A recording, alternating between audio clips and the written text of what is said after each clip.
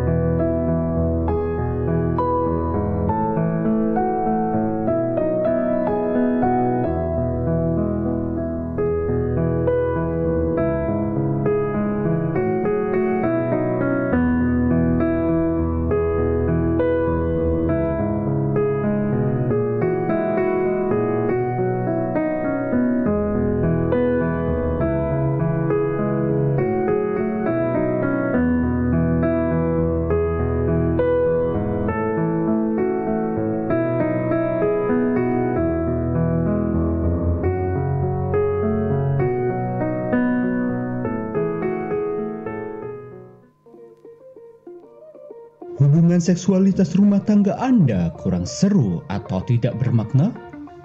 Istri pura-pura tidur waktu diajak? Suami langsung tancap gas tanpa basa-basi? Atau selalu merasa tabu untuk membicarakannya? Kami punya solusinya. Ikuti acara Hangout Pasutri Muda pada hari Kamis 24 Februari 2022 pukul 19.00 WIB. Kami akan bantu permasalahan rumah tangga Anda secara dalam, nyaman, hangat, dan tajam, setajam lidah tetangga.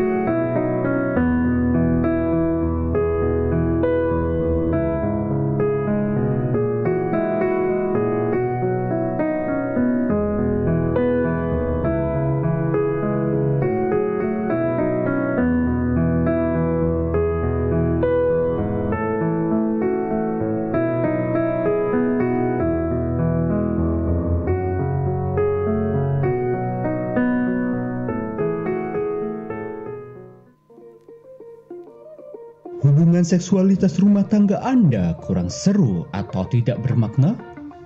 Istri pura-pura tidur waktu diajak? suami langsung tancap gas tanpa basa-basi?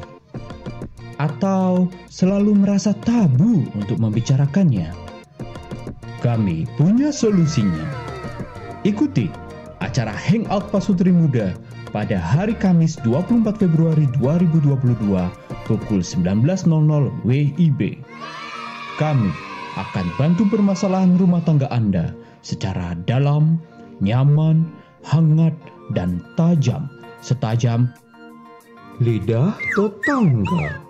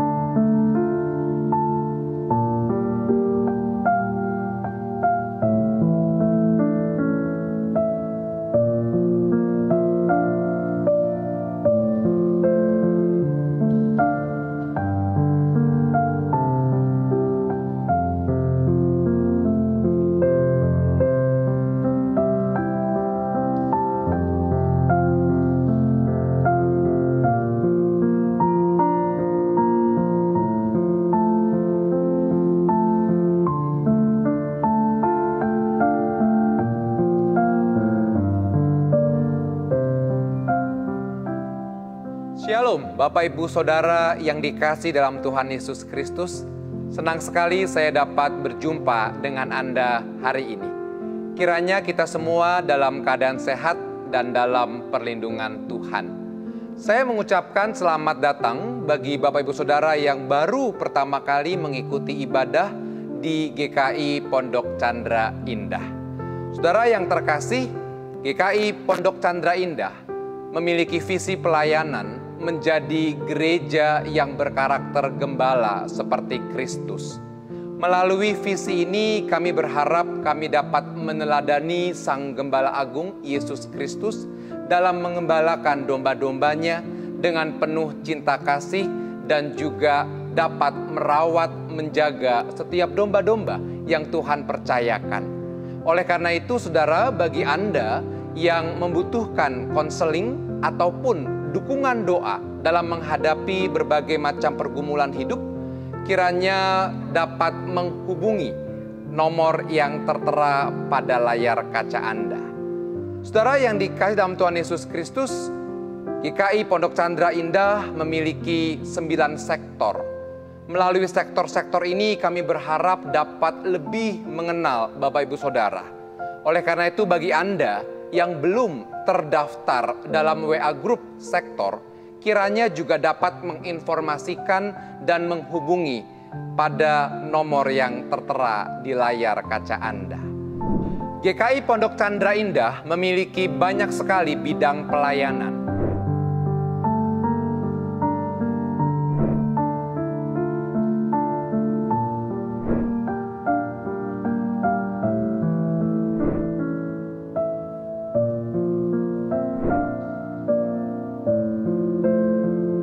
Oleh karena itu, kami dengan sukacita mengundang dan mengajak Bapak Ibu Saudara yang terpanggil untuk dapat melayani bersama di GKI PTI, dapat menghubungi nomor yang tertera pada layar kaca Anda. Biarlah pelayanan ini boleh menjadi satu ungkapan syukur kita atas segala berkat yang boleh Tuhan berikan dalam kehidupan kita, akan segala talenta yang telah Tuhan percayakan bagi setiap kita. Mari kita boleh terlibat di dalam pelayanan bagi pertumbuhan gerejanya di GKI Pondok Chandra Indah. Bapak Ibu Saudara yang dikasih dalam Tuhan Yesus Kristus, kami juga mengajak bagi Bapak Ibu Saudara untuk dapat mengikuti akun-akun sosial media yang dimiliki oleh GKI PTI, yaitu melalui Instagram dan juga melalui channel YouTube dengan akun GKI PTI. Karena melalui sosial media ini, Bapak Ibu dapat mengetahui setiap informasi-informasi kegiatan dan juga setiap pelayanan-pelayanan persekutuan dan ibadah-ibadah yang dilakukan, sehingga kita semua dapat terus terhubung satu dengan yang lain. Dan jangan lupa juga untuk like, subscribe channel YouTube GKI PTI. Bapak Ibu Saudara yang dikasih dalam Tuhan Yesus Kristus, mari kita saat ini mempersiapkan hati dan pikiran kita untuk bersama-sama memasuki ibadah pada minggu hari ini. Selamat mengikuti ibadah, Tuhan Yesus memberkati kita.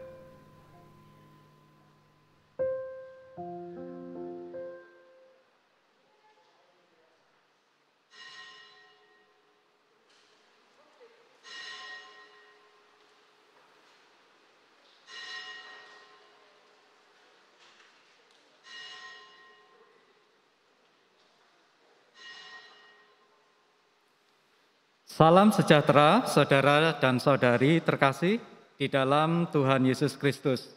Kita bersyukur kembali bersekutu dalam ibadah di hari Minggu ini. Kiranya firman Tuhan dapat menolong kita untuk makin menghayati panggilan kita sebagai orang-orang yang percaya pada Kristus. Pelayanan firman hari ini akan dibawakan oleh Penatua Fajar Junianto. Marilah kita menenangkan hati dan mengarahkan pikiran kita untuk dapat mengalami perjumpaan dengan Tuhan di dalam ibadah hari ini.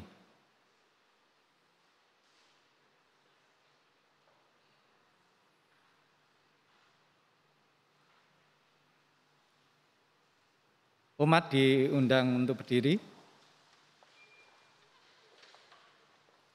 Umat yang terkasih, kita semua adalah penjala-penjala yang dipanggil oleh Tuhan dan menerima kuasa Roh-Nya. Ia hadir saat ini membarui hati kita dan mencurahkan kurnia-Nya.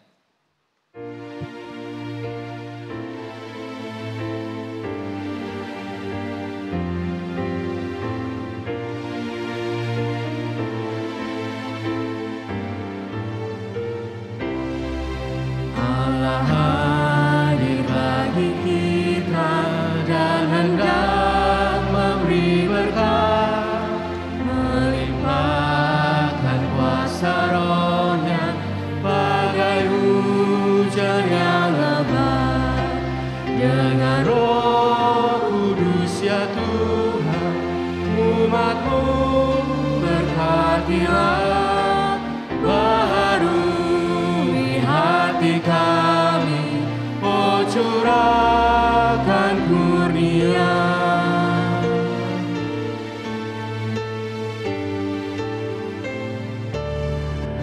Allah hadir, oh percaya dan berdoa padanya,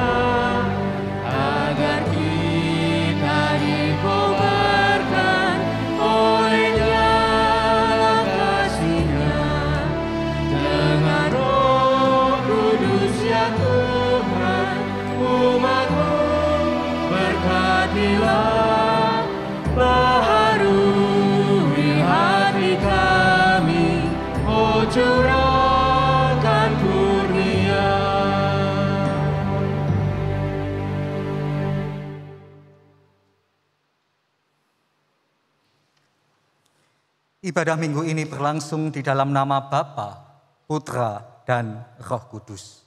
Amin.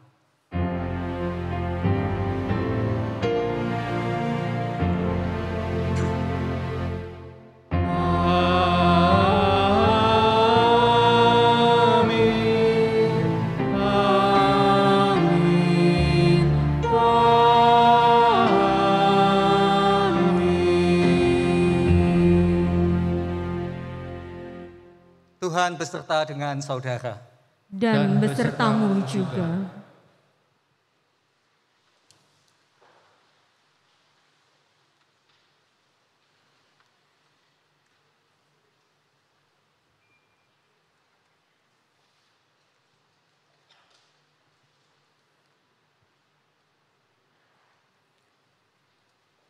Umat yang dikasihi Tuhan Yesus Kristus, Tuhan di dalam rencananya yang indah telah memilih kita menjadi penjala manusia. Namun sudahkah kita menangkap panggilannya di dalam keseharian kita? Sudahkah kita merespon panggilan itu? Sekalipun kita tahu bahwa terkadang panggilan Tuhan membawa kita ke tempat atau situasi yang tidak nyaman bagi kita. Ingatlah bahwa Tuhan Yesus sudah memberikan teladannya seperti di dalam 1 Petrus 2 ayat 21 yang berbunyi, sebab untuk itulah kamu dipanggil, karena Kristus pun telah menderita untuk kamu dan telah meninggalkan teladan bagimu, supaya kamu mengikuti jejaknya. Namun di dalam keberdosaan kita seringkali kita mengabaikan panggilan Tuhan. Mari kita membawa pengakuan dosa kita di dalam doa. Umat dipersilahkan untuk berdoa secara pribadi terlebih dahulu.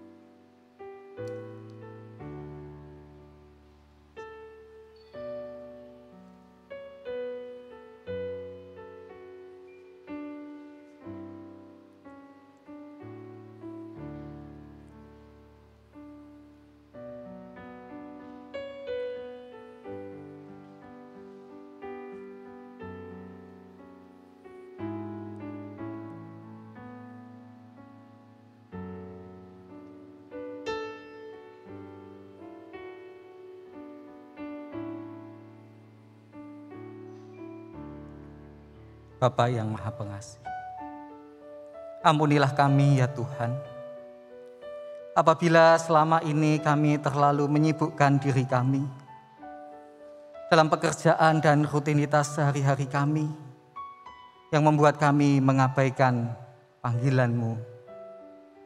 Ampuni kami ya Bapa, kalau kami justru sering takut, meragukan penyertaan-Mu, sehingga kami menutup hati kami untuk merespon panggilan Tuhan dalam hidup kami.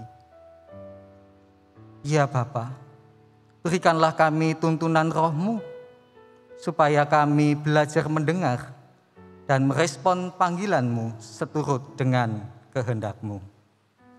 Dalam nama Tuhan Yesus kami memohon. Amin. Saya undang umat untuk berdiri.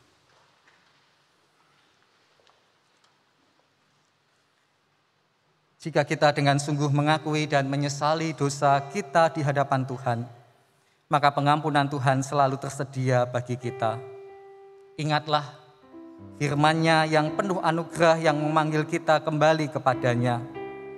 Sebagaimana tertulis di dalam 2 Timotius 1 ayat 9. Dialah yang menyelamatkan kita dan memanggil kita dengan panggilan kudus, bukan berdasarkan perbuatan kita, melainkan berdasarkan maksud dan kasih karunia-Nya sendiri yang telah dikaruniakan kepada kita dalam Kristus Yesus sebelum permulaan zaman. Demikianlah berita anugerah dari Tuhan. Syukur kepada Allah. Tuhan sudah mendamaikan kita, maka mari kita hidup berdamai dengan Tuhan, dengan diri sendiri dan juga dengan sesama kita. Damai Tuhan besertamu. Dan besertamu juga. Salam damai bagi kita semua.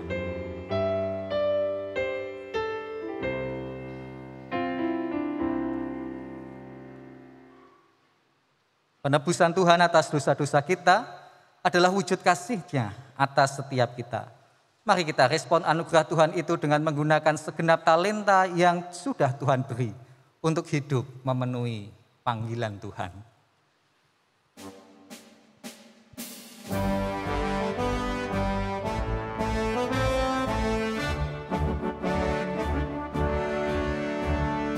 Kita sudah ditebus oleh-Nya, kini layanilah muka-Wismu, maju terus dan kibarkan panji-Nya, sanjung Rajamu.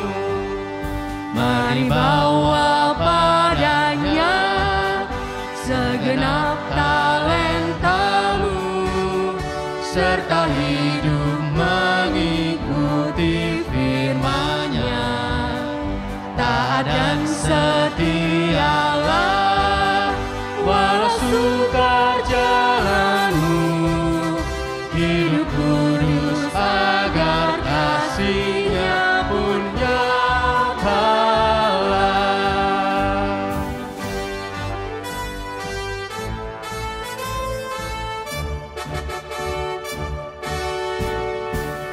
Waktu suka atau waktu duka, walau badai datang melandamu, janganlah jemu melayani-Nya, sanjung Rajamu. Mari bawa padanya segenap talentamu, serta hidup mengikuti firman-Nya.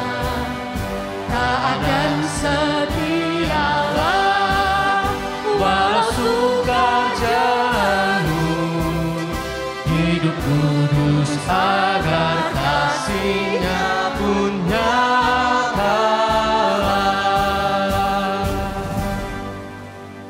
Umat dipersilahkan duduk.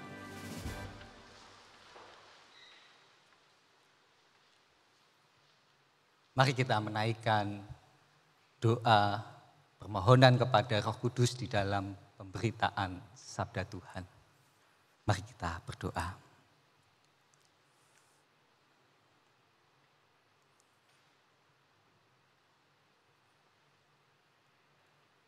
Ya Tuhan, kami membutuhkan Tuhan untuk menjalani panggilan kami sebagai murid-murid Tuhan. Tolonglah dan mampukanlah kami. Perlengkapilah setiap kami dengan kebenaran firman Tuhan di tengah kelemahan dan keterbatasan kami, supaya kami bukan hanya mendengar dan mengerti, tetapi kami dimampukan untuk melakukannya. Di dalam nama Tuhan Yesus Kristus, kami naikkan doa permohonan ini. Amin.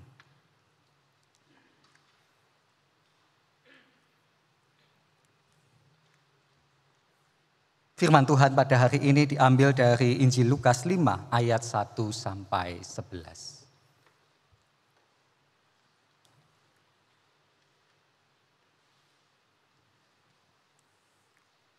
Injil Lukas pasal 5 ayat 1 sampai 11.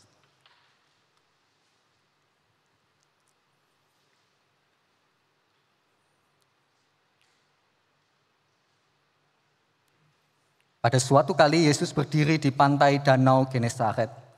Sedang orang banyak mengerumuni Dia hendak mendengarkan firman Allah. Ia melihat dua perahu di tepi pantai, nelayan-nelayannya telah turun dan sedang membasuh jalannya. Ia naik ke dalam salah satu perahu itu, yaitu perahu Simon, dan menyuruh dia supaya menolakkan perahunya sedikit jauh dari pantai. Lalu ia duduk dan mengajar orang banyak dari atas perahu. Setelah selesai berbicara, ia berkata kepada Simon, "Bertolaklah ke tempat yang dalam dan tebarkanlah jalamu untuk menangkap ikan." Simon menjawab, "Guru, Telah sepanjang malam kami bekerja keras dan kami tidak menangkap apa-apa. Tetapi karena Engkau menyuruhnya, aku akan menebarkan jala juga. Dan setelah mereka melakukannya, mereka menangkap sejumlah besar ikan, sehingga jala mereka mulai koyak. Lalu mereka memberi isyarat kepada teman-temannya di perahu yang lain, supaya mereka datang membantunya. Dan mereka itu datang. Lalu mereka bersama-sama mengisi kedua perahu itu dengan ikan hingga hampir tenggelam.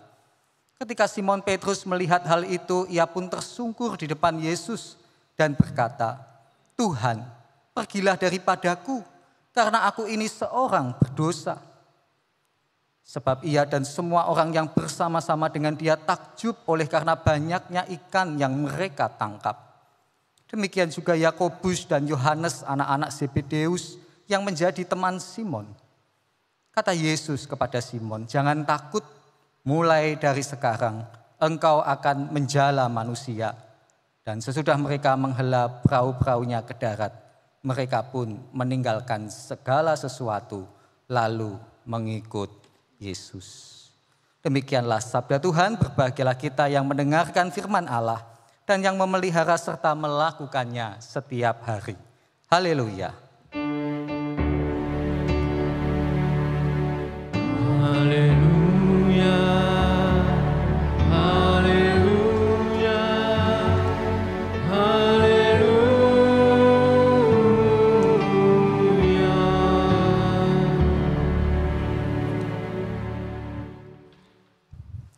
Sebagaimana keputusan persidangan majelis jemaat yang memperbolehkan pengkhotbah untuk membuka masker, maka saya membuka masker.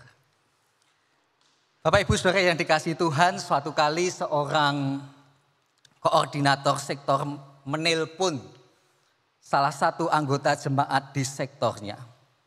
"Bu, apa bersedia bergabung melayani di kepanitiaan Natal tahun ini?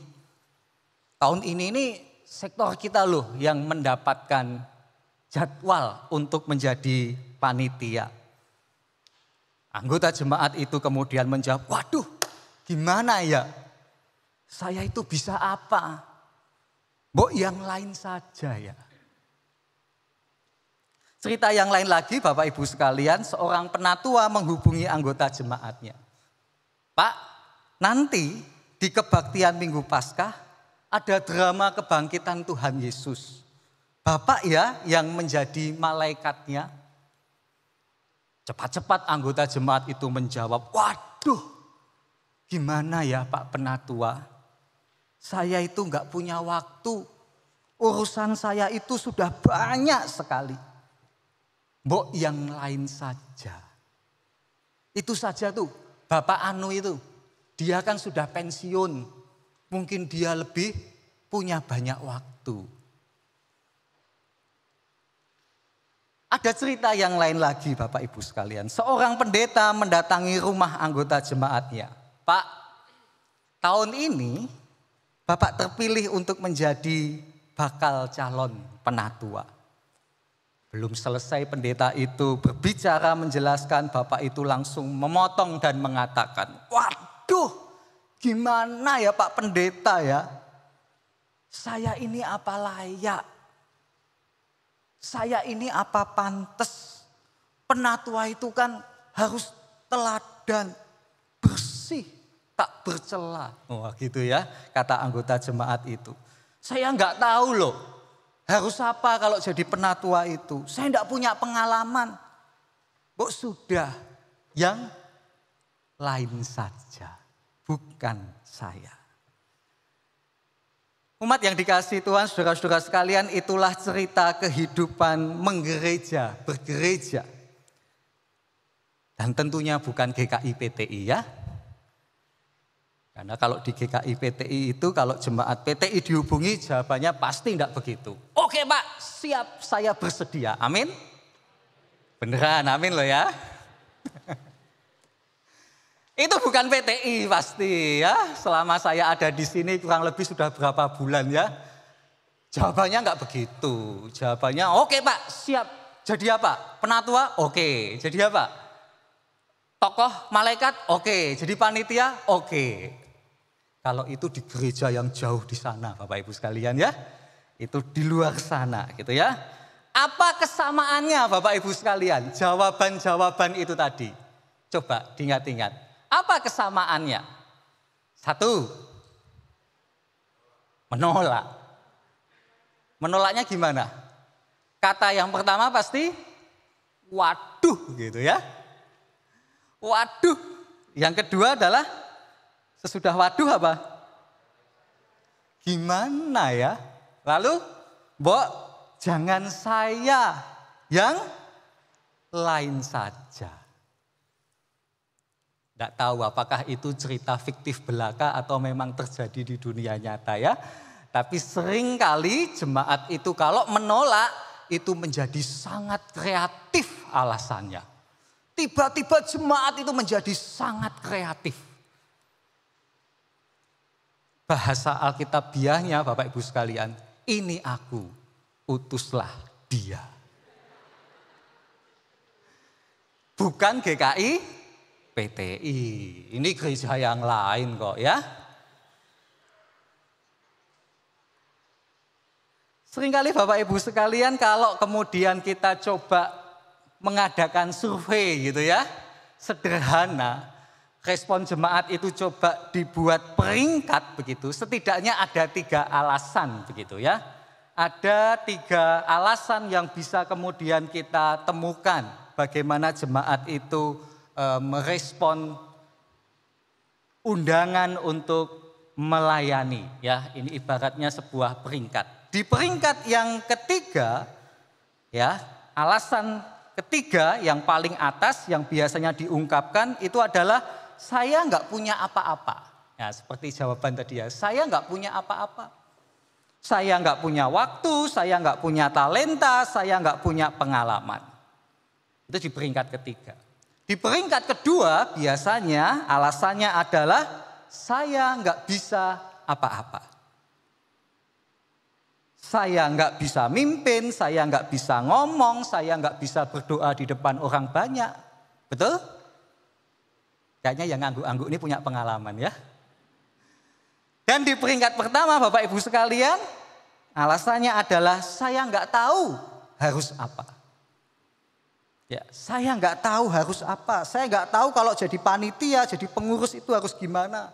Saya nggak tahu kalau jadi penatua itu harus bagaimana. Kalau jadi guru sekolah minggu itu harus bagaimana. Yang akhirnya kemudian ditutup dengan kalimat itu tadi. Ini aku, utuslah dia.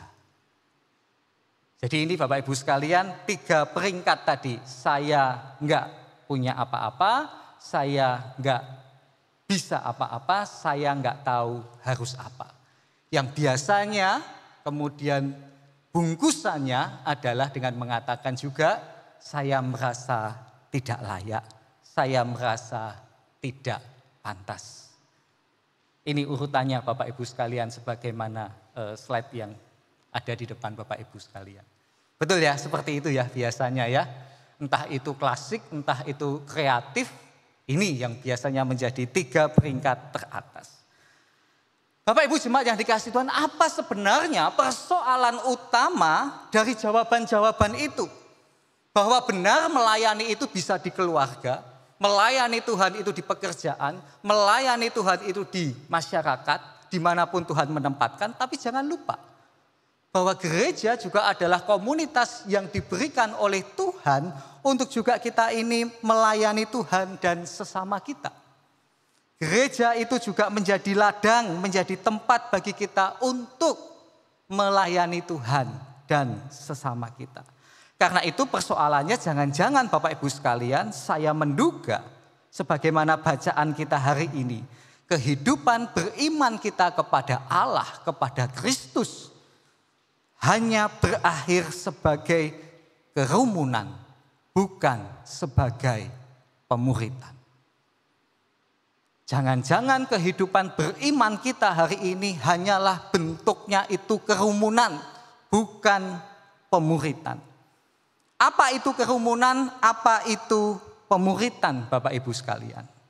Injil Lukas itu mengawali kisah pemanggilan murid-murid Petrus dan juga teman-temannya itu dengan latar belakang ada begitu banyak orang yang datang kepada Yesus, mereka ingin mendengarkan firman Allah. Lalu kemudian mereka berkerumun di sekitar Yesus. Baik, mendengarkan firman Allah, apa salahnya? Bisa jadi mereka memang punya niat, ada antusias, ada usaha, ada upaya supaya mereka bisa berada di dekat Yesus. Bukankah ini sesuatu yang baik, Pak? Iya, baik. Tapi tunggu dulu. Jangan cepat-cepat menilai baik. Kalau mereka di dekat Yesus mendengarkan firman Allah, niatnya apa? Motivasinya apa? Jangan-jangan mereka hanya ikut-ikutan saja, karena banyak orang ada di sana. Jangan-jangan mereka hanya menjadi sebuah tindakan yang aktivitas saja. Tindakan mereka hanya menjadi aktivitas belaka begitu yang tidak mengubahkan hidup mereka. Jadi salah satu tanda atau ciri kerumunan di sekitar Yesus adalah nampaknya mereka melakukan sesuatu yang baik, tetapi apakah sesuatu yang baik yang mereka lakukan di dekat Yesus sungguh-sungguh mengubahkan hidup mereka? Jangan-jangan kerumunan itu adalah kerumunan yang tidak jelas apa yang sebenarnya ingin dicapai, apa yang mau menjadi goal mereka. Repotnya Bapak Ibu sekalian kalau kerumunan itu hanyalah menjadi kerumunan penggemar kuasa Yesus. Mereka hanya menjadi fans atas mujizat-mujizat Yesus. Tetapi tidak ada yang berubah di dalam kehidupan mereka.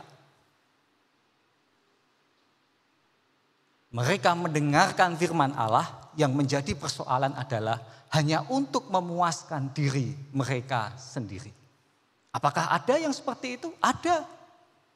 Mendengarkan firman Allah dengan tujuan untuk menghakimi yang lain. Lalu kemudian membuat dirinya merasa rohaninya itu lebih benar dan lebih baik. Nampaknya baik, tetapi motivasinya, niatnya hanya untuk memuaskan dirinya sendiri. Itulah persoalan kerumunan. Mereka tak lebih dari sekedar penikmat, ya, sehingga kalau diminta untuk melakukan lebih daripada itu, mereka kemudian akan menolak atau kemudian mengundurkan diri. Saya ingin mengatakan bahwa orang Kristen kerumunan adalah orang Kristen yang dangkal dalam menjalani panggilan sebagai pengikut Kristus. Karena kepuasannya, ukurannya hanyalah pada kepuasan diri mereka sendiri. Tidak mengubahkan hidup mereka. Ngapain harus terlibat ini dan itu? Saya sudah merasa cukup dengan apa yang sekarang ini saya lakukan. Karena itu Bapak Ibu sekalian, mari sesuai tema hari ini. Duc in altum, bertolaklah lebih dalam. Ya, sebuah istilah duc in altum yang artinya bertolaklah lebih dalam. Lebih dalam apa? Lebih dalam kita ini merespon panggilan kita menjalani kehidupan sebagai murid Kristus. Bukan sekedar menjadi kerumunan fans Yesus Kristus. Bukan sekedar menjadi penggemar kuasa Yesus Kristus. Tetapi undangan kita adalah duc in altum. Lebih dalam lagi menjadi seorang murid Yesus. Seperti apa itu pemuritan? Seperti apa menjadi murid Kristus? Mari belajar dari kisah pemanggilan Petrus. Yang pertama Bapak Ibu sekalian, Yesus itu datang kepada Petrus. Itu justru di tengah Petrus yang sedang gagal. Yesus menjumpai Petrus dan teman-temannya itu justru ketika Petrus dan teman-temannya itu sedang nol besar sebagai nelayan. Mereka tidak punya apa-apa. Mereka gagal sebagai nelayan, mereka gagal menangkap ikan, mereka gagal di dalam pekerjaan. Mereka dalam kondisi yang serba tidak oke, tetapi dalam kondisi yang tidak oke, yang tidak punya apa-apa, itulah justru Yesus datang menjumpai mereka. Yesus tidak menunggu para nelayan itu mempunyai apa-apa. Yesus tidak menunggu perahu mereka penuh, tetapi justru ketika mereka dalam keadaan yang nothing, yang nol putul begitu ya, Yesus menjumpai mereka loh. Apa artinya saudara-saudara sekalian?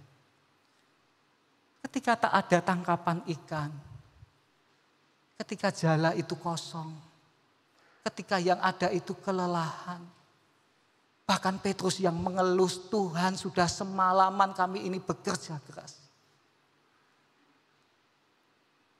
Yesus memulai terlebih dahulu.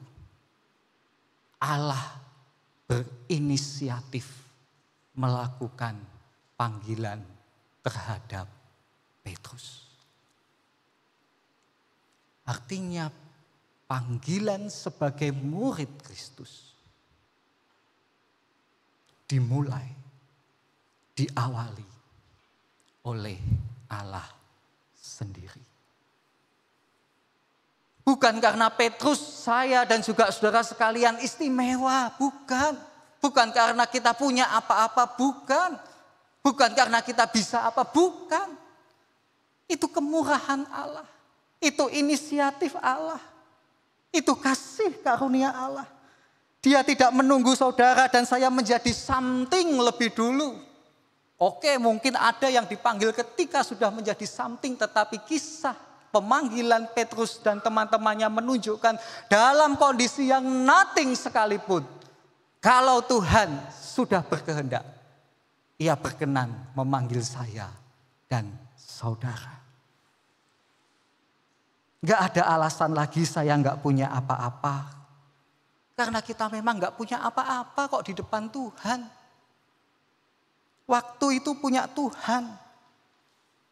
Kalau kita melayani, percayalah, Tuhan akan kasih waktu karena Tuhan yang punya waktu. Karena itu bersyukurlah kalau Tuhan mau memanggil dan memakai kita bahkan dalam kondisi kita yang nothing, yang gagal, yang serba tidak oke, Dia berkenan untuk menjadikan kita ini murid-muridnya yang melayani. Karena Dia berinisiatif, maka sambutlah kemurahan Tuhan itu dengan sukacita, dengan gembira, tetapi juga dengan tidak asal-asalan. Meskipun kita dipanggil dalam kemurahan Allah, tetapi kemurahan Allah itu bukan barang murahan. Meskipun kita dipanggil di dalam kemurahan Allah, tetapi kemurahan Allah itu bukan barang murahan. Karena itu kita tidak bisa asal-asalan. Kita tidak bisa sakarepe dhewe. Kita tidak bisa semau kita sendiri. Itulah prinsip yang pertama, menjalani panggilan sebagai seorang murid. Yang kedua, kalau bukan keistimewaan diri kita, maka yang utama adalah kesediaan kita. Itu menjadi sikap mendasar dalam menjawab panggilan Tuhan. Bapak Ibu, jika saya bertanya sebenarnya Yesus atau Petrus sih yang lebih tahu begitu ya, tentang perikanan, tentang danau, tentang laut, tentang ikan. Semestinya Petrus kan yang lebih tahu. Dia yang bekerja sehari-hari sebagai nelayan. Tetapi ternyata Bapak Ibu sekalian, meskipun dia tahu begitu ya, meskipun dia punya kesempatan untuk menolak, tetapi Petrus tetap melakukan, bersedia untuk mengerjakan apa yang diperintahkan Tuhan. Meskipun dia tahu dan punya kesempatan untuk menolak, karena dia merasa lebih tahu, tetapi itu tidak dilakukan oleh Petrus. Petrus bersedia. Dan kesediaan inilah menjadi sikap mendasar kita dalam merespon panggilan. Bersedia untuk mau belajar. Bersedia untuk mau setia mendengarkan perintah Tuhan. Bersedia untuk mencari apa yang Tuhan mau. Bersedia untuk terus menemukan apa yang Tuhan kehendaki. Bersedia untuk belajar, membenahi diri, dan introspeksi. Dan yang ketiga adalah Allah itu akan melengkapi saudara. Coba perhatikan bagaimana respon Petrus terhadap mujizat yang dilakukan oleh Tuhan Yesus. Dia takjub, tetapi kemudian dia tersungkur, dia sujud. Dan sesudah dia sujud itulah dia mengalami pengenalan akan diri dan pengenalan akan Tuhan yang lebih dalam. Dia mengaku, dia berdosa, dia tidak layak. Itu pengenalannya terhadap dirinya. Tetapi juga ada pengenalannya terhadap Tuhan. Coba Bapak Ibu sekalian perhatikan bagaimana Petrus memanggil Yesus. Pada bagian sebelum terjadi ketakjuban itu, Petrus memanggil Yesus itu dengan panggilan guru. Tetapi sesudah peristiwa ketakjuban itu terjadi, Petrus memanggil Yesus dengan Tuhan. Peristiwa-peristiwa yang datang dalam hidup kita, yang menakjubkan, yang Tuhan berikan dalam hidup kita, itu sebenarnya Tuhan berikan kepada kita supaya kita ini ditolong untuk punya pengenalan cara pandang yang baru terhadap diri sendiri, tetapi juga terhadap Tuhan. Seperti yang terjadi di dalam Petrus. Bahwa ketakjuban itu kemudian membuahkan pengenalan diri dan Tuhan. Kalau sebelumnya itu hanya menjadi guru yang didengar, yang dilihat, Yesus itu kemudian disebut sebagai Tuhan yang berkuasa, penguasa, yang bukan hanya didengar, yang bukan hanya dilihat, tetapi juga dialami. Dan pengalaman ketakjuban itulah yang kemudian membuahkan perubahan hidup.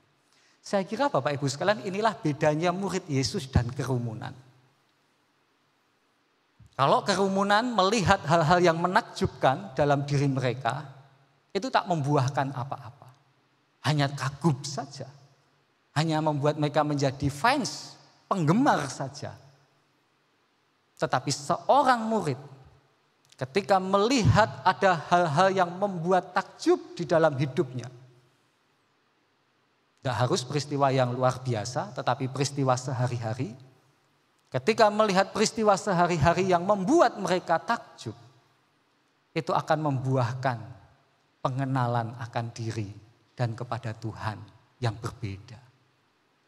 Yang membuat mereka semakin bertumbuh, yang membuat mereka kemudian menjadi semakin dekat dan semakin sadar siapa dirinya di hadapan Tuhan dan siapa Tuhan dalam hidupnya. Jadi Bapak Ibu sekalian, 3 prinsip inilah bagaimana kita menjadi murid Kristus, bukan sekedar menjadi kerumunan. Yang pertama adalah inisiatif Allah, kemurahan Allah yang memulai terlebih dahulu. Bukan karena manusia yang bisa, bukan karena saya dan saudara yang punya sesuatu, bukan. Allah yang punya segala sesuatu. Yang kedua, sikap mendasar kita di dalam merespon adalah bersedia. Jangan menolak.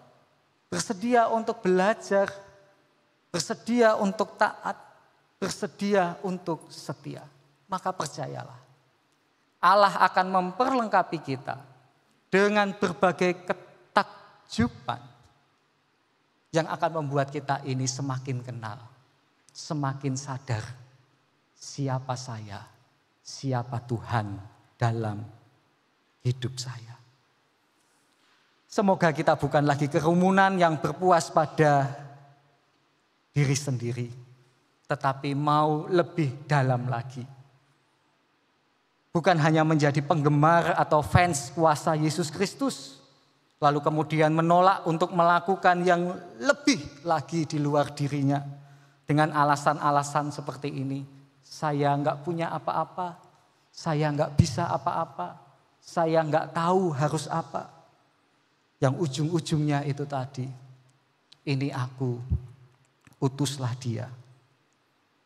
Tapi katakan kepada Tuhan, ini aku, utuslah aku. Kiranya Tuhan memampukan kita. Amin.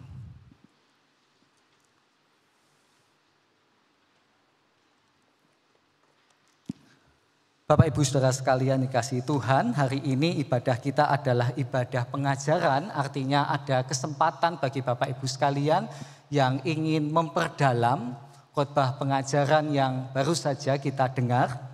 Kita menyediakan kesempatan bagi Bapak Ibu sekalian untuk bertanya, ya. Kita akan membaginya di dalam 2 sesi atau 2 termin. Setiap terminnya terdiri dari 2 pertanyaan saja karena mengingat kondisi dan juga situasi kita hari-hari ini di dalam keterbatasan kita. Jadi Bapak Ibu sekalian yang ingin bertanya silahkan mengangkat tangan, ya, berdiri mengangkat tangan begitu.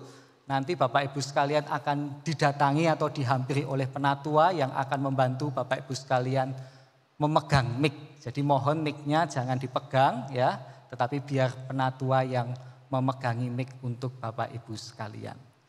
Kita akan membagi dalam 2 termin, 1 termin 2 pertanyaan. Kita buka termin yang pertama, silahkan Bapak Ibu yang ingin bertanya bisa mengangkat tangan.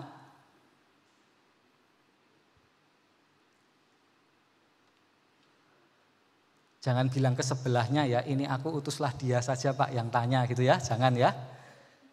1 di sebelah sana silahkan.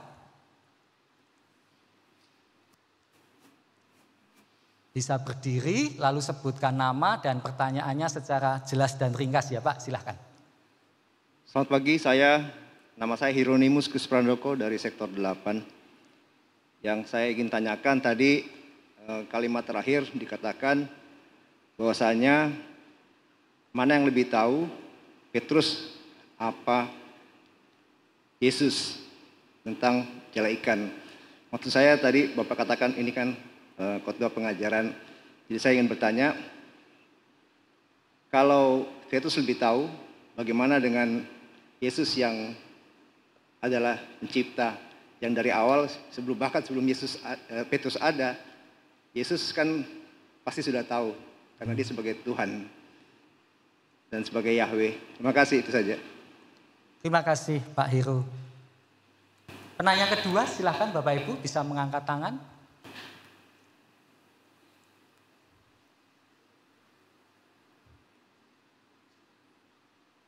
Ini belum waktunya saat teduh loh ya Bapak Ibu sekalian ya. Ini masih kesempatan untuk bertanya jawab ya. Karena ibadah ini adalah ibadah pengajaran. Ada lagi?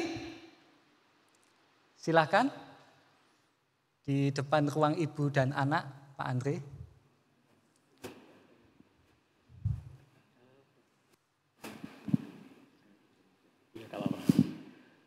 Selamat pagi, nama saya Herianto dari sektor 9. Saya sebagai jemaat yang cukup lama beraktivitas di gereja ini, ada satu pertanyaan besar dalam pelayanan yang sudah saya lakukan selama ini. Ketika seseorang melayani di gereja atau dimanapun ditempatkan oleh Tuhan, pastilah ada tantangan. Nah, tantangan itu bermacam-macam. Salah satunya itu dari dalam diri, juga dari luar dirinya sendiri. Yang saya pertanyakan adalah yang dari luar dirinya. Misal, kita semua ada masalah, gitu ya, termasuk para aktivis, para pelayan dan jemaat. Kadang masalah itu ada yang dia mampu hadapi, ada yang tidak dia mampu hadapi. Sebagai anak Tuhan, sebagai pelayan, sebagai penatua, kadang dia bisa menahan diri, dia bisa menyelesaikan masalah itu, sehingga tidak kelihatan atau bahkan berhasil, tapi dia tetap melayani. Tapi ada yang tidak sanggup. Artinya ketika dia memilih untuk melayani, kemudian ada masalah bertubi-tubi misalnya, masalah dalam pelayanan, dalam rumah tangga, dalam pekerjaan. Otomatis sebagai manusia itu dia bisa mengendalikan atau sekaligus keluar nampak. Misalnya dia seorang yang suka marah gitu ya, atau temperamen, itu langsung kelihatan. Langsung orang lain melihat, tuh bapak ini atau ibu ini kok kayak gini ya. Selama ini dia melayani, tapi kok aslinya ternyata seperti itu. Lah, itu akhirnya jadi batu sandungan buat dia sendiri maupun bagi orang lain. Nah, pertanyaan saya, kalau ada kasus seperti ini, bagaimana sikap kita ketika kita melihat pelayanan sebagai jemaat yang baru, melihat contoh seperti itu? Ada loh jemaat pelayan atau penatua yang seperti itu, Pak. Itu gimana cara menghadapinya? Lah, itu yang menjadi pertanyaan besar sih, yang selalu menghantui pikiran saya ketika ada permasalahan-permasalahan. Terima kasih. Ya, terima kasih Pak Hiro dan Pak Heri untuk pertanyaan untuk kita dalami pada pagi hari ini. Yang pertama, bukankah Yesus itu Allah pencipta begitu ya? Mestinya kan dia ya memang pada dasarnya memang lebih tahu ketimbang Petrus. Di satu sisi jika kita memakai pendekatan itu benar, tidak ada yang salah dengan statement itu. Tetapi apa yang tidak saya sampaikan adalah dari kacamata Petrus begitu ya, dari kacamata Petrus pada waktu itu antara Petrus dengan Yesus, ya dia bisa saja merasa lebih tahu karena dialah yang menjadi nelayan sehari-harinya, bukan Yesus. Hari ini tentu kita bisa mengatakan pasti Yesus lebih tahu segalanya. Ya, Bapak Ibu sekalian ya, Yesus tahu segalanya di dalam kehidupan kita. Tetapi dari kacamata Petrus pada waktu itu, dia bisa mengatakan, loh saya ini lebih tahu loh ketimbang kamu. Saya yang sudah semalaman. Kalau yang namanya nangkap ikan itu malam hari, mana mungkin pagi atau siang seperti ini. Bisa saja kan Petrus memakai pengetahuan itu lalu kemudian menolak Yesus. Tetapi intinya adalah pada kesediaan Petrus. Ya, pada kesediaan Petrus yang mau bersedia taat pada perintah Yesus. Yang kedua untuk Pak Heri, ya seringkali masalah-masalah diri yang kemudian di kemudian hari ketika melayani, loh kok seperti itu ya ternyata orangnya ya. Bahkan kemudian ada batu sandungan di dalam komunitas, menjadi batu sandungan dalam komunitas. Yang pertama Bapak Ibu sekalian, jika kita memakai pendekatan bagaimana GKI itu menghayati pemanggilan, pemuritan, maka disitulah kita menemukan yang namanya syarat. Ya, kalau kita pakai pendekatan ke GKI-an, bagaimana seseorang itu dipanggil, bagaimana prinsip-prinsip tadi itu, inisiatif Allah, kesediaan, Allah memperlengkapi, Allah memampukan, itulah yang kemudian diterjemahkan di dalam kehidupan menggereja di GKI dengan yang namanya berbagai syarat-syarat. Misalnya sebagai penatua, syarat utamanya apa salah satunya? Menghayati panggilan penatua sebagai panggilan spiritual. Jadi justru di dalam GKI kita ditolong begitu ya, supaya di kemudian hari tidak menjadi persoalan, maka syarat-syarat itu menolong bagaimana kita ini menghayati panggilan kita di dalam melayani. Utamanya adalah karena kita bicara tentang konteks komunitas. Ya, kita berbicara tentang pelayanan dalam hidup bersama bukan untuk diri sendiri. Karena itu persyaratan yang diberikan, persyaratan yang dicantumkan ya di dalam tata gereja GKI itu sebenarnya menolong kita bagaimana kita mempersiapkan diri supaya di kemudian hari tidak menjadi persoalan. Tapi bagaimana kalau kemudian ternyata memang terjadi persoalan? Ya di satu sisi kita percaya bahwa disitulah bagaimana pemuritan itu bukan hanya terjadi untuk dirinya sendiri, tetapi juga dalam konteks hidup bersama. Maksud saya adalah, bukankah setiap orang itu punya kesempatan untuk tadi yang saya sampaikan berintrospeksi, memaknai ketakjuban itu untuk mengalami perubahan dalam hidupnya. Kenapa kita harus selalu terjebak pada masa lalu? Bukankah ruang kemurahan itu pun juga disediakan Tuhan? Tetapi di sisi yang lain sekali lagi, panggilan Tuhan itu bukan barang murahan. Karena itu tidak boleh dikerjakan asal-asalan. Kita menghargai perubahan hidup seseorang, karena memang di dalam pelayanan itu Bapak Ibu sekalian kita akan dipertajam satu dengan yang lain ya. Kita mungkin beradu argumen, kita beradu pendapat, tetapi itu semua tujuannya apa? Supaya kita makin dewasa di dalam kehidupan iman kita.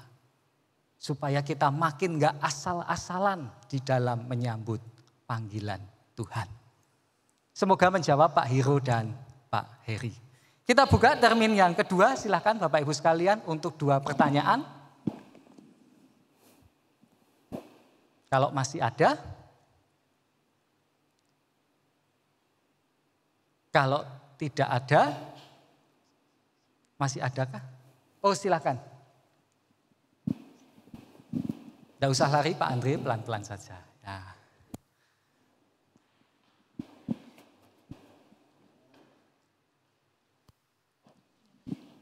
Selamat pagi, saya Arlita. Hampir mirip dengan pertanyaan yang terakhir, tetapi ini saya mau bertanya bagaimana cara kita untuk menyikapi seseorang yang memiliki pandangan seperti ini. Sebelumnya di sini kan diberitahu bahwa menjadi murid Kristus itu merupakan inisiatif Allah. Tetapi terkadang kita sering melihat misalnya teman kita ini ketika kita ajak, ayo kita ikut yuk, itu di Dewasa Muda ada Zoom barengan yuk. Hah, ngapain ikut kayak gitu? Sekarang loh kita ikut kayak gitu di gereja ya misalnya. Mama papaku aja sering pelayanan, udah sering ke gereja, tapi kerjaannya marah-marah, nipu sana sini, bla bla bla bla bla bla, kayak gitu. Loh, tapi kan nggak semua orang seperti itu. Ya nggak semua orang seperti itu, tapi setiap hari keluargaku bla bla bla bla bla bla seperti itu. Nah terkadang bagaimana cara kita menyikapi padahal dalam diri kita ini mau mengajak teman kita untuk ayo kita ini yuk, kita ikutan ini yuk, kamu nggak perlu pelayanan dulu, nggak perlu apa, kita ikut aja dulu kayak gitu. Ya ngapain juga ya, doa juga sama aja, dijawab nggak dijawab kayak gitu. Bagaimana sikap kita menyikapi kalau kita bertemu dengan orang seperti ini begitu? Karena mungkin dia juga bisa menjudge kita, lu juga pelayanan tapi lu juga begini ngapain lo gitu kan. Itu juga jadi madek juga kan. Kadang mungkin kalau kita berhadapan dengan orang itu kadang kita juga mungkin ada yang menjadi gini. Oh iya ya aku pelayanan tapi kok aku masih gini ya, apa aku udahan dulu aja atau apa mungkin gitu. Bagaimana sikap kita untuk menyikapi seperti ini begitu. Walaupun memang menjadi murid Kristus adalah inisiatif Allah dan juga bagaimana kesediaan kita untuk mengiyakan panggilannya seperti itu. Oke. Terima kasih. Terima kasih. Yang kedua, yang terakhir Bapak Ibu sekalian. Kalau tidak ada saya anggap ini kemurahan Bapak Ibu untuk saya ya gitu ya. Tidak ada? Oke, kalau tidak ada bagaimana ya menyikapi pribadi-pribadi. Dia aja lo ikut pelayanan juga seperti itu, tidak ada bedanya begitu ya. Kamu lo tidak ada bedanya, ngapain ajak-ajak saya begitu ya. Yang pertama Bapak Ibu sekalian, kita ini tidak bisa mengontrol ya pendapat orang terhadap diri kita itu seperti apa ya. Itu di luar kendali kita. Tetapi yang kedua justru menurut saya itu menjadi bagian bagi kita untuk mengintrospeksi diri kita. Bagaimana pelayanan yang saya kerjakan selama ini, apakah sudah mengubahkan diri saya, atau saya ini hanya menjadi kerumunan saja. Pelayanan saya ini hanya menjadi aktivitas saja, bahkan mungkin hobi saja. Atau memang sungguh-sungguh mengubahkan saya. Saya kira statement itu justru bisa menjadi kesempatan kita untuk berintrospeksi juga begitu. Tapi di sisi yang lain juga, bagaimana sikap kita terhadap pribadi seperti itu? Ya tak henti-hentinya kita terus mengajak dia. Karena bisa jadi jangan-jangan itulah yang dimaksud dengan menjadi penjala manusia. Itulah yang dimaksud dengan menjadi penjala manusia. Kita diajak terus untuk menangkap pribadi-pribadi yang mungkin saja hari ini justru membutuhkan sapaan dan kehidupan dari Tuhan. Bapak Ibu ada hal yang menarik yang saya ingin bagikan berkaitan dengan penjala ikan dan penjala manusia. Kalau penjala ikan itu dari ikan yang hidup kemudian menjadi mati, ya kan? Karena kan dikonsumsi ikannya. Tapi kalau penjala manusia itu dari yang mati kemudian kita bawa kepada Tuhan supaya mengalami hidup. Itu bedanya penjala ikan dan penjala manusia. Artinya, ya terus ajaklah. Kita tidak tahu kematian apa yang sedang terjadi dalam diri seseorang. Tetapi siapa tahu Tuhan sedang memakai kita untuk menangkap pribadi itu supaya mengalami kehidupan. Jangan bosan, jangan henti-hentinya juga untuk terus mengajak dan mendoakan. Terima kasih untuk pertanyaan Bapak Ibu sekalian. Kiranya firman Tuhan hari ini semakin menolong kita untuk bertumbuh di dalam menjalani panggilan sebagai murid Tuhan. Saat teduh bagi kita.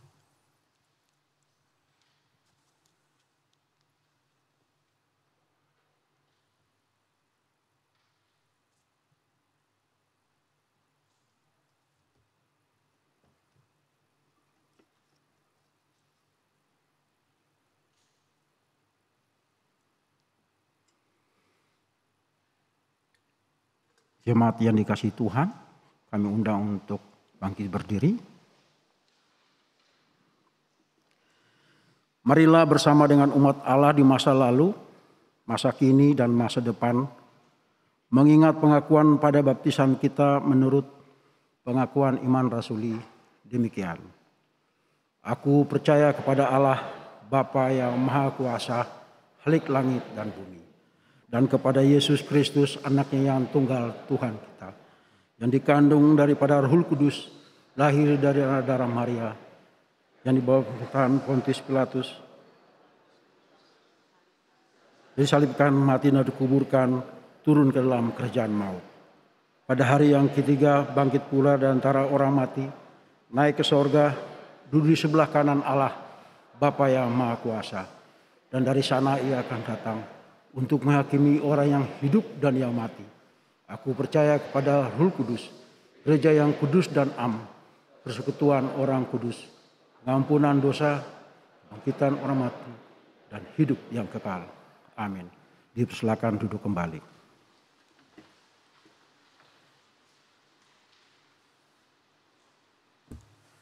Kita akan masuk di dalam doa syafaat. Kita berdoa untuk kondisi bangsa dan juga negara kita di tengah realita kenaikan angka COVID. Karena itu Bapak Ibu sekalian, dengan sangat saya menghimbau ya terkait dengan situasi ini. Ketika Bapak Ibu sekalian nanti meninggalkan gedung gereja ini, maka baiklah Bapak Ibu sekalian meninggalkan dengan ketertiban, ya, tetap menjaga jarak, tetap menghindari kerumunan begitu.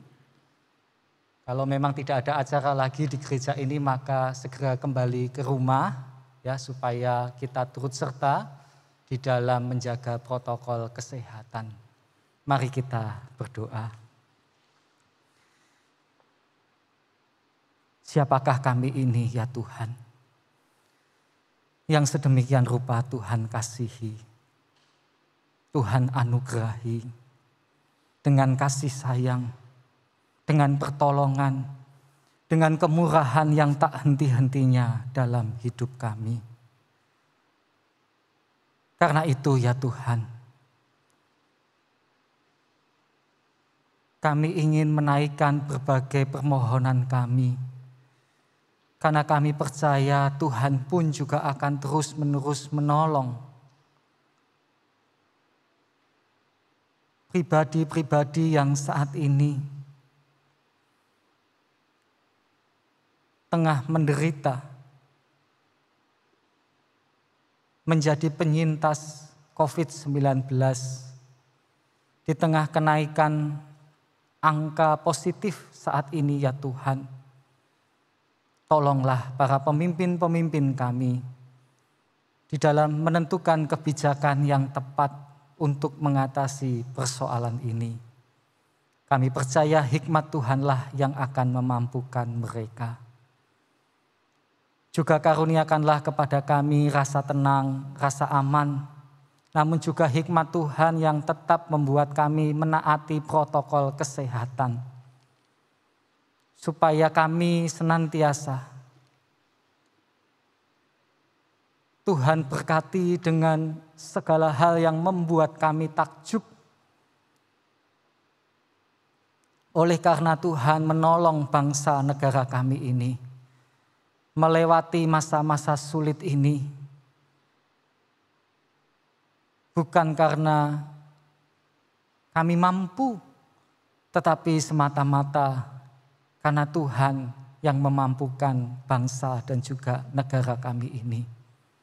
Berdoa untuk para medis, dokter, perawat, untuk rumah sakit, klinik kesehatan. Kami mohon ya Tuhan, pakailah itu semua menjadi sarana kasih sayang Tuhan yang menyembuhkan, yang memulihkan, yang hari ini sedang mengalami penderitaan karena pandemi ini. Berdoa bagi umat-Mu, bagi mereka yang hari ini mengalami kesulitan ekonomi karena situasi pandemi ini.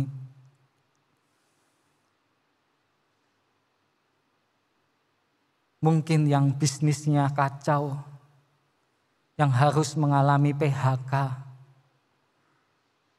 yang keuangannya macet, apapun itu Tuhan, kami mohon,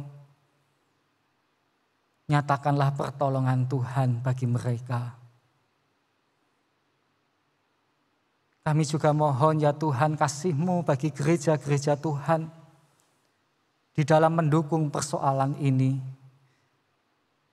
Biarlah sebagai bagian dari bangsa negara ini, gereja-gereja Tuhan boleh turut serta di dalam menjaga protokol kesehatan, melakukan peribadahan dengan tetap menjaga ketertiban.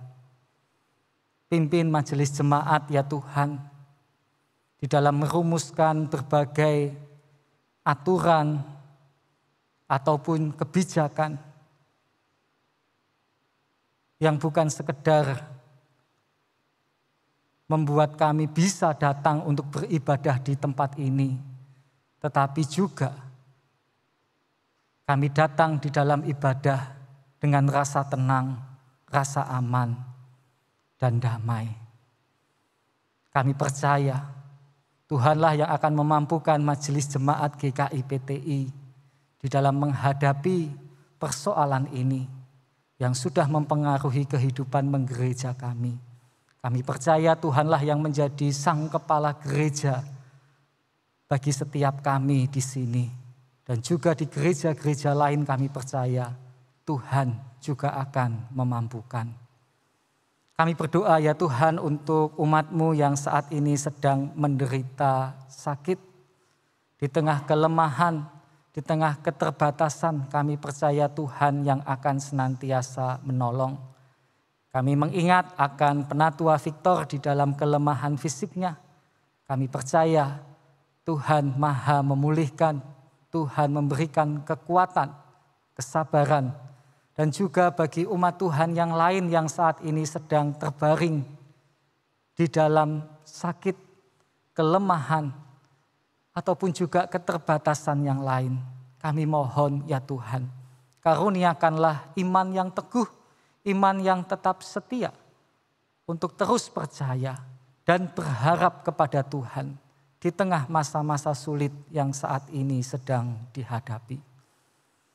Hamba-Mu berdoa ya Tuhan, bagi badan pelayanan, komisi, tim yang ada di GKI PTI, di dalam menjalani panggilan sebagai murid Kristus yang melayani, kami percaya Tuhan yang sudah memulai, maka Tuhan yang akan memperlengkapi mereka, memperlengkapi anak-anak Tuhan yang sudah menyatakan kesediaan untuk dipakai Tuhan. Terima kasih Tuhan. Hamba-Mu berdoa bagi setiap umat-Mu saat ini. Untuk kehidupan sepanjang sehari, seminggu, sebulan, setahun, dan seterusnya. Biarlah umat-Mu saat ini ya Tuhan.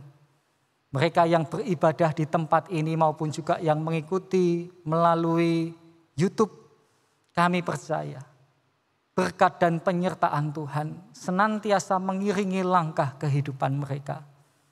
Bagi anak-anak kami ya Tuhan yang tengah menempuh studi, kami percaya lewat studi mereka Tuhan dipermuliakan.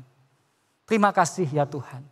Kami naikkan doa ini di dalam satu nama Tuhan Yesus Kristus yang mengajar kami berdoa. Bapa kami yang di surga, dikuduskanlah nama-Mu, datanglah kerajaan-Mu, jadilah kehendak-Mu di bumi seperti di surga. Berikanlah kami pada hari ini makanan kami yang secukupnya, dan ampunilah kami akan kesalahan kami, seperti kami juga mengampuni orang yang bersalah kepada kami. Dan janganlah membawa kami ke dalam pencobaan, tetapi lepaskanlah kami daripada yang jahat. Karena Engkaulah yang mempunyai kerajaan dan kuasa dan kemuliaan sampai selama-lamanya. Amin.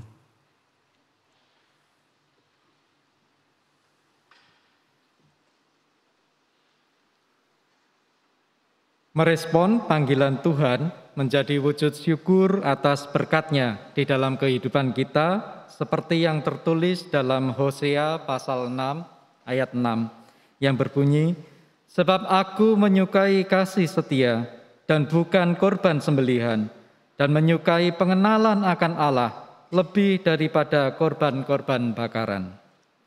Umat yang beribadah di rumah dapat memberikan persembahan dalam amplop dan diserahkan ke gereja pada jam kerja, atau transfer ke rekening gereja, atau dapat melalui media online yang diinginkan dengan cara scan QR Code yang tertera pada layar. Umat yang beribadah di gereja pun dapat melakukan persembahan secara online melalui scan QR Code yang ditempel pada bangku di depan saudara. Mari kita bawa persembahan hidup kita sambil memuji Tuhan.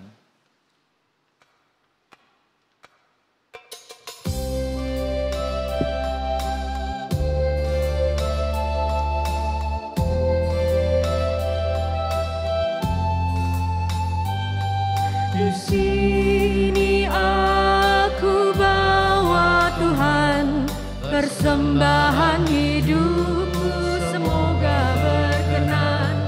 Berapalah nilainya Tuhan dibandingkan berkat-Mu yang telah Kau limpahkan. Terimalah Tuhan, oh terimalah Tuhan.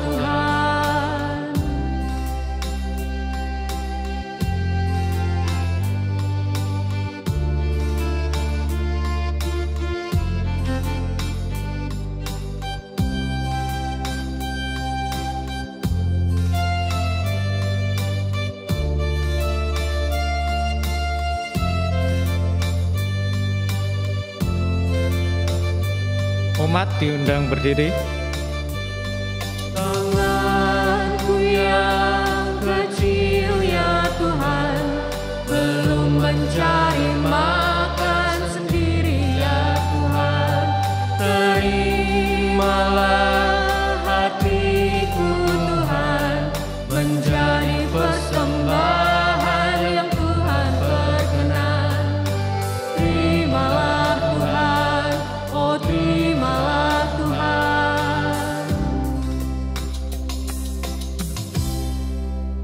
Mari kita bawa persembahan kita dalam doa. Tuhan Yesus, Allah Juru Selamat kami yang hidup, Allah yang berkuasa, kami mengucap syukur Tuhan, penyertaan Tuhan yang tak habis-habisnya dalam hidup kami, dalam seminggu yang telah lalu Bapa. Kami mengucap syukur Tuhan menyertai, menjagai kami. Dan Tuhan, terima kasih saat ini Tuhan juga memberi kami kesempatan untuk memberikan sebagian dari berkat yang Tuhan telah limpahkan atas kami. Kami mohon Tuhan, biarlah persembahan ini dapat dikelola oleh Penatua dengan baik untuk pelebaran kerajaan Tuhan.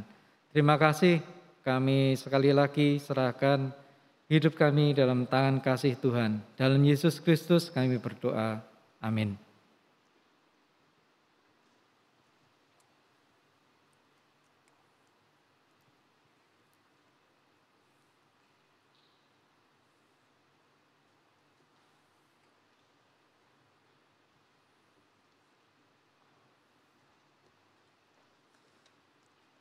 Tuhan telah menyatakan panggilannya bagi kita semua, bagi saya dan juga saudara. Percayalah bahwa Tuhan akan memperlengkapi kita dengan Roh Kudus sehingga kita dimampukan untuk menjalani panggilannya. Mari kita amalkan pemberian kasih-Nya dengan berkarya melayani Tuhan dan sesama.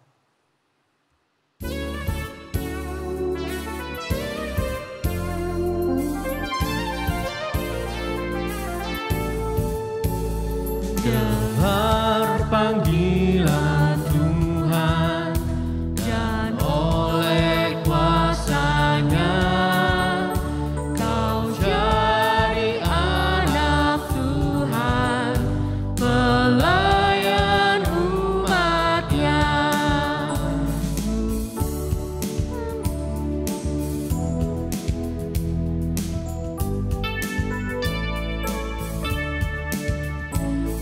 Gunakanlah bakatmu, pemberian kasih-Nya, amalkanlah karyamu bagi manusia.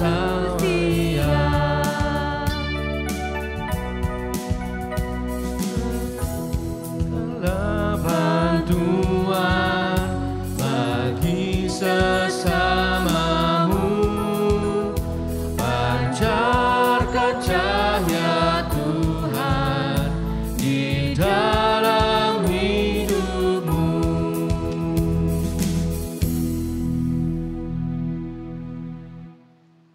Arahkanlah hatimu kepada Tuhan yang memanggil kita. Kami mengarahkan hati kepada Tuhan yang memanggil kita. Jadilah saksi Kristus, teruslah berkarya sesuai panggilannya. Syukur kepada Allah, kami mau terus berkarya sesuai panggilannya. Terpujilah Tuhan. Kini dan selamanya. Mari kita bersama menerima berkat dari Tuhan. Tuhan memberkati kita dan melindungi kita. Tuhan menyinari kita dengan wajah-Nya dan memberi kita kasih karunia. Tuhan menghadapkan wajah-Nya kepada kita dan memberi kita damai sejahtera. Haleluya.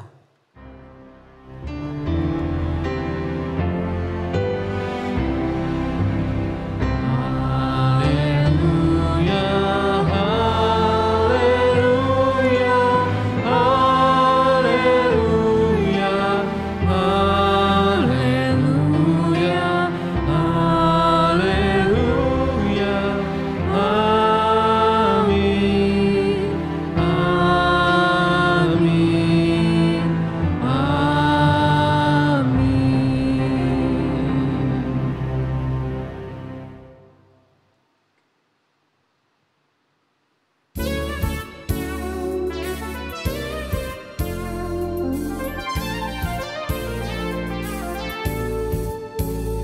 dengar panggilan Tuhan, dan oleh kuasa-Nya kau jadi anak Tuhan, pelayan umat-Nya.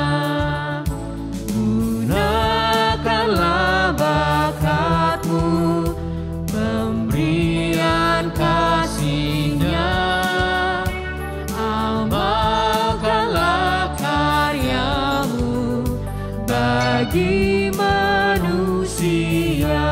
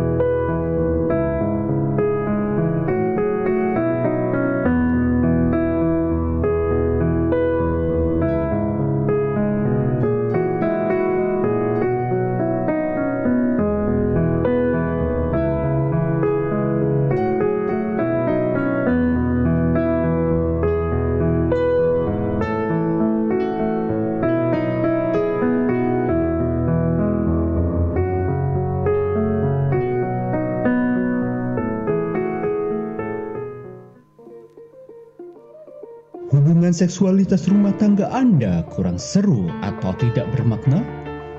Istri pura-pura tidur waktu diajak? Suami langsung tancap gas tanpa basa-basi? Atau selalu merasa tabu untuk membicarakannya? Kami punya solusinya.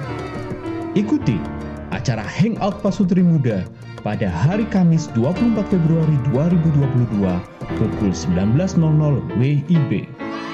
Kami akan bantu permasalahan rumah tangga Anda secara dalam, nyaman, hangat, dan tajam, setajam lidah tetangga.